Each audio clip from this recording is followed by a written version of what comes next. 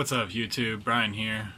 Finally got some time to get around to doing the tank update, so we're gonna shoot that real quick. I'm not gonna make you look at my ugly mug for very long. Let's get on to the fish.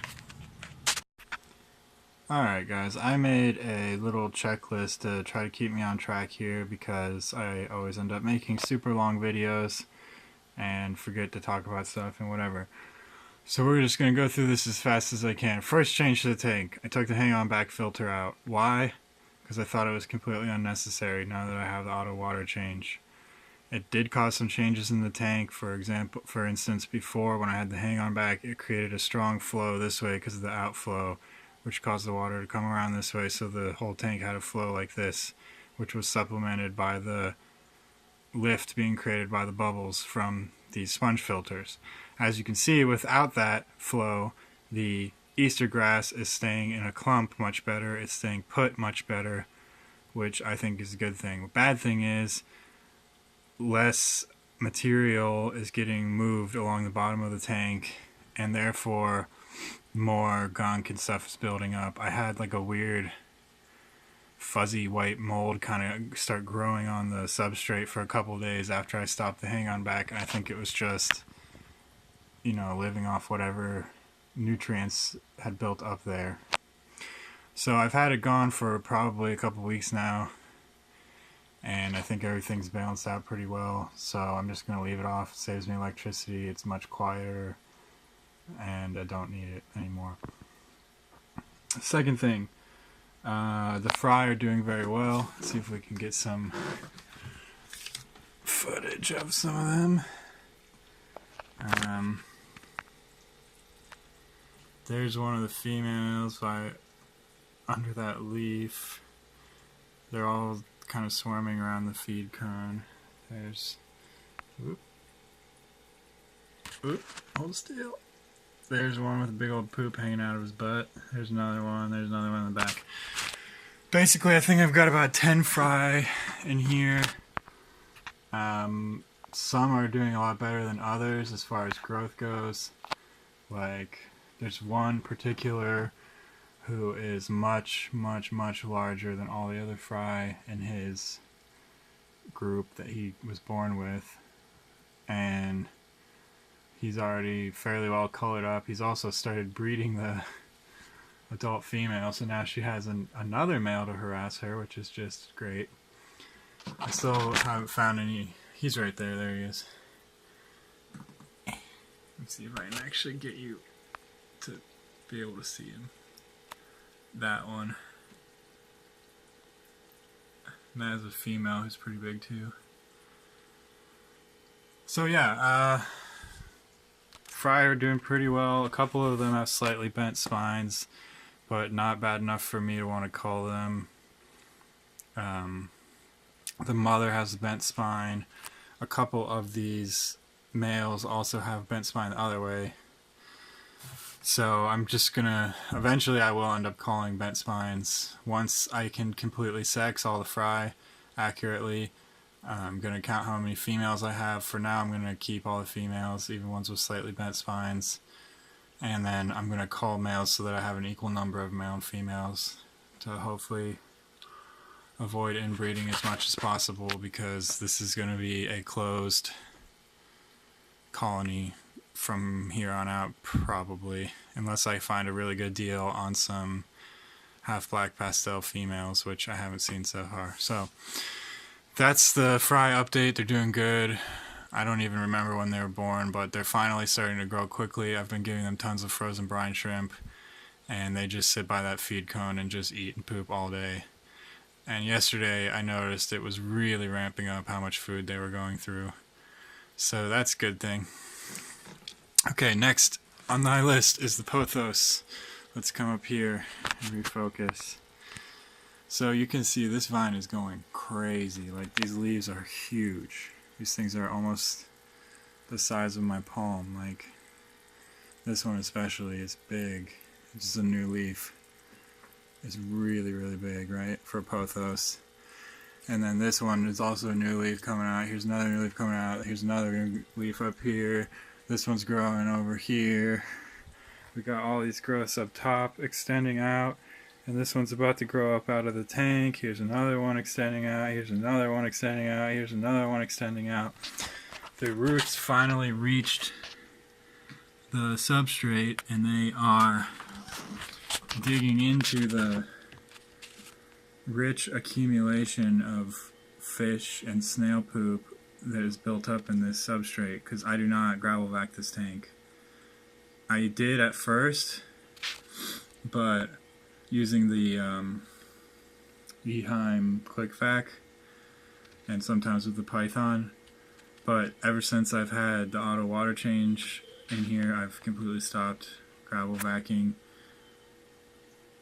Just for new people in the aquarium hobby, it is important to gravel vac if you don't have an auto water change system. What can happen is anaerobic gases can build up in the substrate, and then if you don't gravel vac frequently, pockets of that stuff can build up, and then if there's ever a time when, say, you pour water into the tank and it disturbs the substrate, or you stick your hand in there and it gets swept up into the water column, that can actually just kill all your fish or cause a lot of big problems in the tank. So I've had that even happen to me once before, where I had a tank where I didn't vacuum the gravel at all.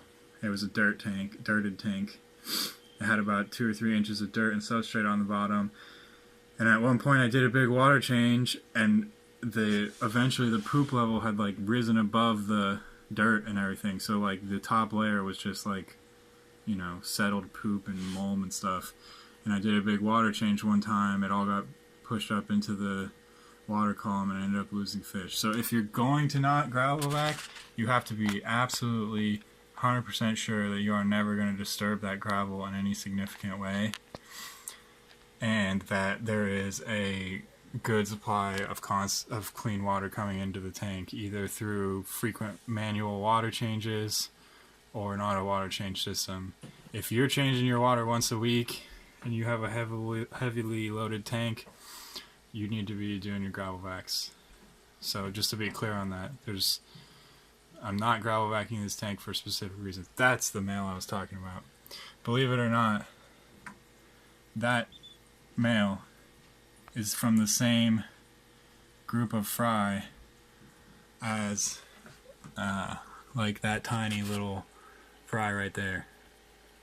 They were born from the same mother at the same time. And that all of them, they're all born from the same mother at the same time. So you can see like this clear female is way bigger, and that male, wherever he just went, I lost track of him, but he is like triple the size of the smallest ones and way more colorful, way more whatever. Next thing to talk about, I've been having health issues with some of the fish. So let's see, a bunch of these males, they're constantly fighting, right? Because there's a bunch of them. There's not enough females to go around right now. You can see them fighting right now. This guy started showing hemorrhagic septicemia. That's why there's that little notch right there in his caudal fin. Moved him into a hospital tank, treated him, moved him back. Then this guy started showing. You can see his fins are all deteriorated. He's bottom on the pecking order, so everybody's constantly going after him when he tries to get food or when he comes out of hiding or whatever. He got sick also, I'm thinking probably because of stress. All this happened after I took out the hang-on back and started the auto water change, so clearly there was some kind of change in my water chemistry that was stressing these guys out a little bit.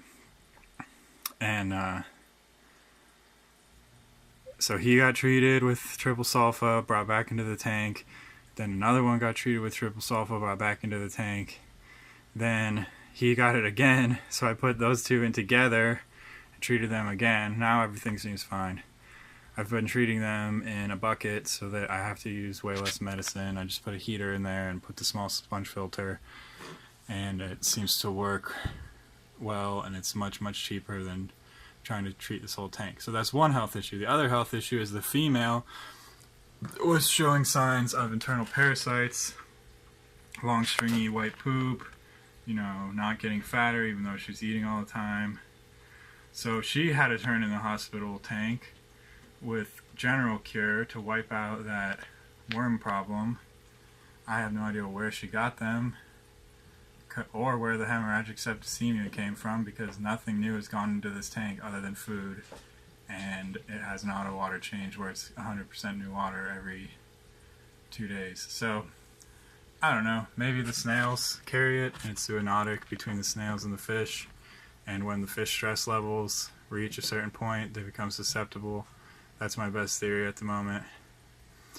But even the snails, when I first got them, this whole tank was treated with triple sulfa, with general cure, with IFX, everything. So I don't know, maybe it was living in the substrate, maybe it's living in some of the snails, who knows. Point is, I treated the fish, everyone seems to be totally fine now, except, I mean, obviously that one guy has quite a bit of damage to his caudal fin, but he was like that before. He was damaged from shipping to me, and it just never fully healed. He's chilling back there hiding. He's about to get harassed some more. So hopefully he can heal up now. There should be plenty of hiding spots in here for him, and plenty of food going in, so we'll see how that goes. I think that's everything, guys. The fry, next big thing is going to be 100% confirm sexing these fry. Yeah, you can see like that one has a little bit of a bent spine. But if you look at the female from that, where'd she go? Right there. From the black metal lace strain, her spine is like S-shaped. I don't know how well you can see that on camera. It like curves down and then back up. And like this guy, he has curved the other way like a mountain. So it's going to take quite a bit of hybrid vigor crossing to try and knock out this whatever genes are causing all these bent spines. A lot of the fry are fine, they have totally straight spines, but a couple of them are not so great. So we're going to do that. For culls, I found a shop that will take my fish for donations. It's a chain store, so they're not going to buy them, but I mean, rather give them away than kill them. So once I sex the fry 100% for sure, we're going to collect everybody out, separate the sexes, and rejigger the colony so that there are an equal number of male and females, and go from there. Then we'll start selecting in future culls for traits like color and fin size, girth, and by that I mean how thick I forget what it's called, the little part of their body that connects their caudal fin to their body, right there. The thicker that is, the more able the fish is going to be to hold up these ginormous show quality caudal fins that they have. So yeah, I guess if anyone's interested in maybe buying fry and or adult males from me when the time comes, post a comment below. If it seems like there's actually some interest in somebody buying them, I would be willing to ship them out and sell them. So if anyone wants to buy them, let me know. If not, like I said, they're going to get called and go to pet store. Alright guys, thanks for watching. If you liked the video, please hit that thumbs up and subscribe if you want to stay tuned for more. See you next time.